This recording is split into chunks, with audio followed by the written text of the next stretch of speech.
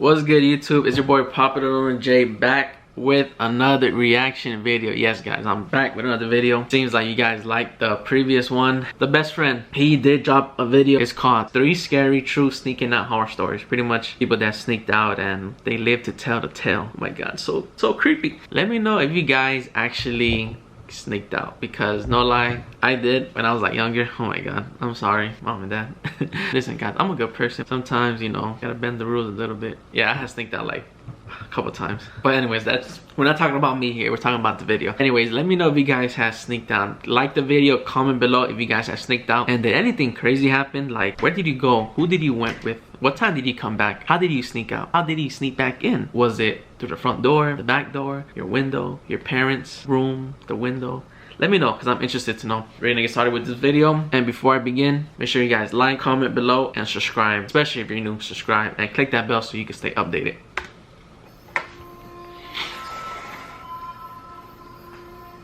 I like Mr. Nightmare. He always has this, like, for every title, for every scene, for every situation, for every conflict, he always has the best sound effects. It's just like on point. Like, it's Mr. Nightmare. Like I said, I've been watching him for a long time, and his videos just always come in clutch, especially like at night. So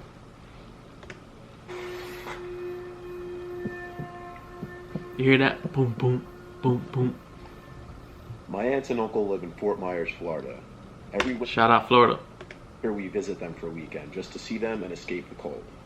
This has been a long-time tradition, dating back to when they first moved there, about 15 years ago. So we've been doing this almost as long as I could remember. This happened back when I was 12. My cousin Ashley, who was a year older than me, would always be there, of course. So the two of us would hang out a lot during these visits. She was cool to hang out with, and I related to her a lot, even though I was a young boy and she's a girl. She'd always be down to do the cool stuff that I'd normally do with my friends at my age. It's like sibling love. After the family dinner on the first night there, we all watched a movie together. After the movie, our parents hung out with each other in the kitchen drinking wine. They wouldn't let Ashley and I go out that late, as we were only 12 and 13. But Ashley wanted to go to a nearby canal, where locals were apparently reporting having seen a 10-foot long alligator. Basically, we both wanted to go see if we could find the gator after she convinced me. Yo, these people are crazy. A 10-foot gator? I'll leave that gator where it's at, in the swamp or in the whatever he said, but I'm not gonna go see a gator, especially at night. Come on, are you crazy? Snuck out through the back door while our parents were still in the kitchen. Whoa, they did it while their parents were up? Yo, they're bold. We stopped at the 7-Eleven on the street so we could get some snacks. I miss 7-Eleven. The cashier already told us to be careful out there, implying it was late for us to be out. Duh. The streets were deserted at this hour. The area of Fort Myers in which they live is on the significantly quieter side. We walked for like 10 minutes, and the closer we got to this canal she kept talking about, the swampier the sides of the road started to get. Ashley froze in front of me and looked straight ahead. She pointed ahead and said, "What's that guy doing?" I saw right away what she meant.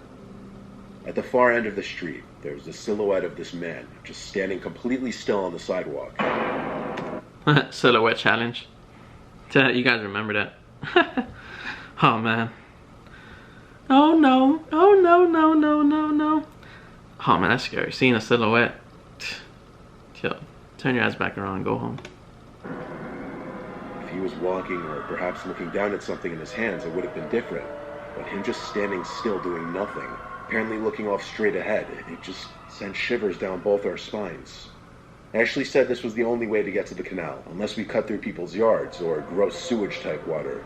So we continued walking, but slower, more cautiously. We were half the distance from the man now, when he suddenly turned around. I don't mean he turned his head. No, he literally turned his whole body around at once without even taking a peek to see if we were coming first or anything. We stopped. He was facing us, no doubt.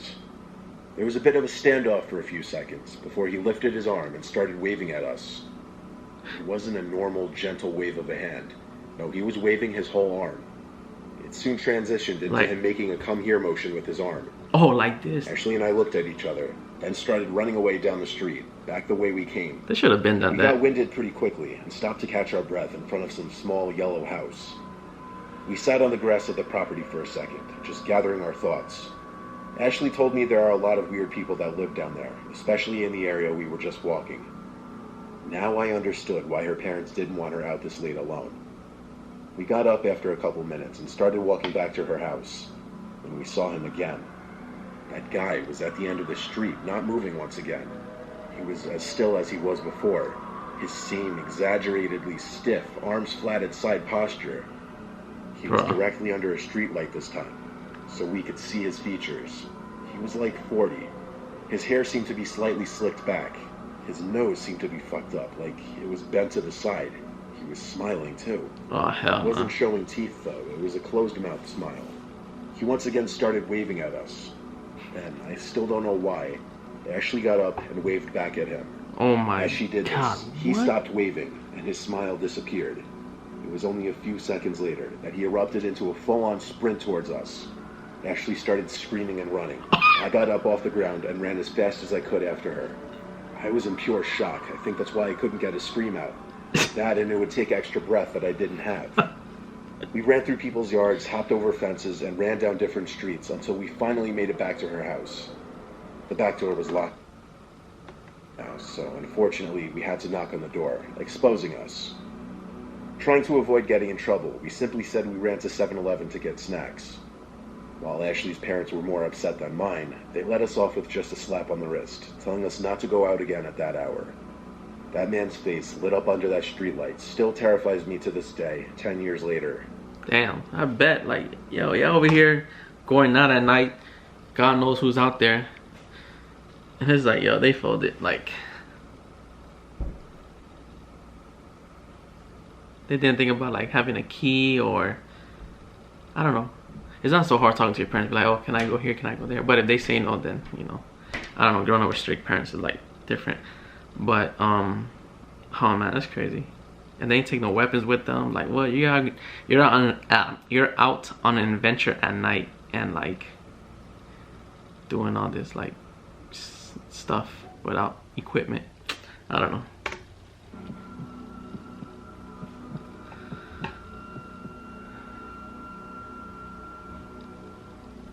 My two friends and I were having a sleepover on one of the last summer nights before the new school year started.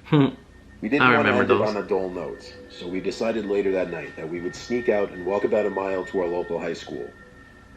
We live in a small town in the middle of bumfuck Massachusetts, so everything is close. Oh, man. Around 12 a.m., both of my friends and I left the house and started making our way to the high school. The way there was uneventful, just us walking down the road laughing, sometimes yelling, just being typical dumb teenagers like always. We walked in the middle of the road because it was late and there was hardly any traffic in general.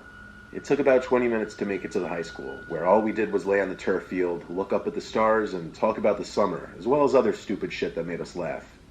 We actually had such a good time that we laid there for almost an hour, so when we decided to walk back, it was close to 1 o'clock. As we made our way down the road back home, we approached a T intersection. That's where we saw a car. We noticed the car was just sitting there at the stop sign, which was on our side of the road. We could only see the headlights because the rest of the car was blocked by a row of trees. No cars were coming either. Of course, it was 1 o'clock in the morning, but the car didn't move. It just sat there. My friends and I continued to approach the intersection. Red flag. Suddenly, the car slowly moved further out of the intersection, turned in our direction, and began driving past us. We made out the car to be an old white Mustang. As it passed, my friend yelled something stupid about the car being a V6, making fun of it. Wow. It was funny for about 0.8 seconds, until the vehicle slammed on the brakes. I felt my heart go into my throat, as the car peeled into a fast U-turn. What? I yelled to my friends, run, and we all ran down the street. We ran onto the joining road where we first saw the car coming out of. As soon as I made it near the row of trees, I jumped into the woods. So did my friends a few yards down the road. We had about 3 seconds to spare before the car turned down the road. He started slow rolling down the street like he was looking for us, and when he didn't see us, he stopped. Out stepped 2 large men, one holding a massive rod. I muttered fuck under my breath as I hid in the leaves. They began walking towards the tree line.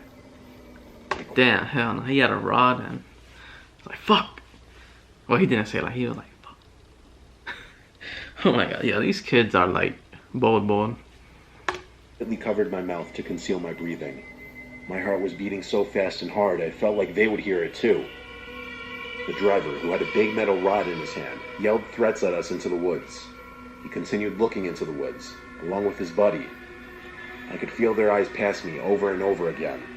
They just stood there, watching, listening for one of us to make a sound. If he walked only a few more yards from the tree line into the woods, he would find me.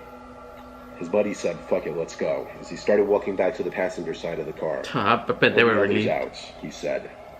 The driver took one last look into the woods and hopped into his car. The car turned around and took off back down the road past the high school, leading out of town.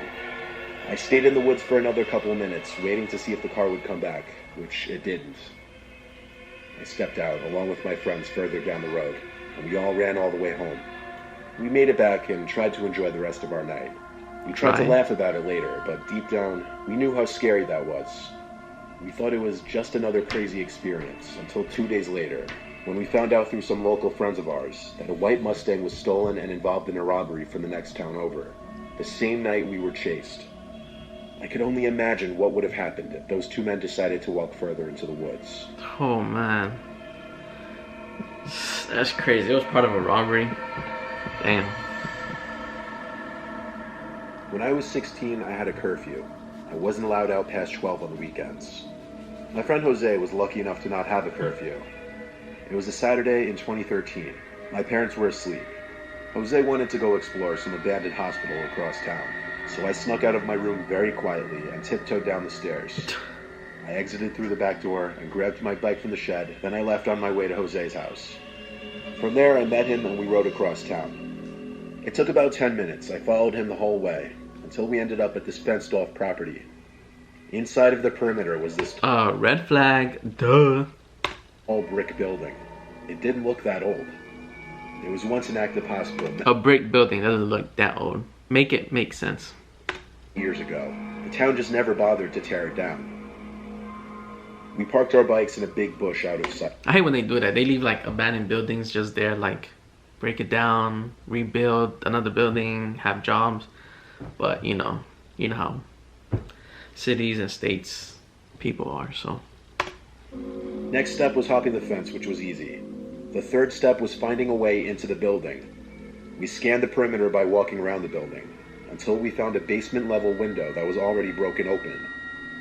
Jose went in first. I shined my flashlight into the window for him so he could see. It looked a little scary down there, considering how dark it was. Nevertheless, I wasn't going to bitch out now. It was my turn to enter while he held the light. Once we were in and both had our flashlights on though, it was pretty well lit.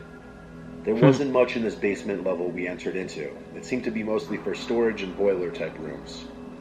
We found a stairway upstairs, and once we went through this rusty door, we were on the main floor, in this hallway that still had some of the lights on. It sounds weird, but having some of the hospital lights still on just made this more eerie.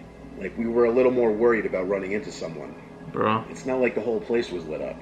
There would be like one light on here and one light on down the hall, with lots of pitch black corners and dark gaps in between. Oh, hell no. There was also this loud buzzing, whistling sound that we couldn't pinpoint. It was kind of creepy. Red flag.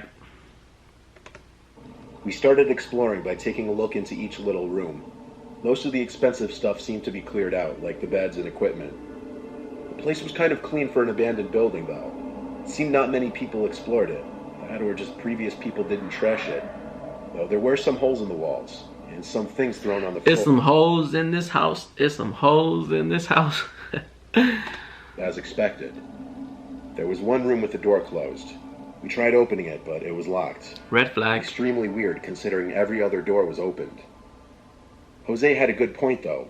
Patients' sleeping room doors aren't permitted to have locks on them, so that meant something was blocking the door. We also heard noises on the other side of the door, like very, very light thump sounds. Okay, so get out of there. I don't know, like, I don't know why people do this. When it's like a voice or a crack or like a thump or some type of noise, they go to it. Why would you go like to it? Leave or run. We went into the adjacent room. There were a bunch of tiny holes in the walls. There was one hole in the wall adjacent to the next room over with the blocked door. A hole big enough to look through. I quietly got on my knees to look through it. My eyes had to adjust to the darkness. But after a second, I could see a woman in a long white dress, leaning on the far wall, seemingly looking at the door to the room. I was truly about to piss myself after seeing her. What? I whispered to Jose to look. He didn't believe me, but when he looked through the door, he gasped. We whispered to each other, wondering if we should get out. Jose said yes. He stood up and went to the door to the room. I got on my knees one more time to look through the hole again. And I bet she wasn't there. As I put my eye up to the hole, the entire room was now blocked, because the woman had gotten on her knees and was looking through the hole back at me with this huge smile on her face. I screamed so loud it definitely echoed throughout the whole building. Jose didn't even ask why, he just ran for it with me back to the way we came in the basement. He crawled up through the window first, then me. The whole time I was trying to squeeze through the window, I was scared she was going to come up behind me and pull my legs back in. When we were both outside, we ran for our bikes and pedaled all the way back to Jose's. We didn't laugh about it at all. It genuinely was nightmare fuel. I went straight home after saying bye to him. I didn't feel safe being anywhere but inside my house, in my bed. I don't believe in ghosts, so I don't believe that was a ghost. I believe there was actually some psychotic woman in there. But all I'm saying is if I did believe in ghosts, I would 100% believe that's what I saw in that room. He said a lady in a dress or something. Like, bro, that's crazy. I don't know, man.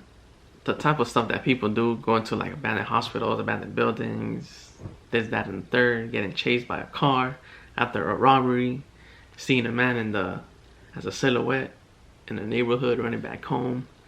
I don't know, man. People just courageous and bold and doing stuff like this. I don't know, man. These people are just crazy. At least if you're gonna do stuff like this, you know, take a knife with you, or I don't know, I'm not encouraging nothing, but I'm just saying, you know, be smart, like flash drive. I mean, I said a flash drive. What are you gonna do with a flash drive when somebody's chasing you? A flashlight, that's what I meant. But anyways, guys, if you guys did enjoy this video, make sure to give this video a big like, comment down below, and subscribe. Yeah, because if I was you, I'll subscribe. I'll subscribe to me. And let me know what other videos, what scary videos, or videos in general you want me to react to. Comment down below or DM me or do whatever, because I want to react to a lot of videos. Alright, and without further ado, guys, I'll see you guys in the next reaction video. Peace. Popular on J. Peace.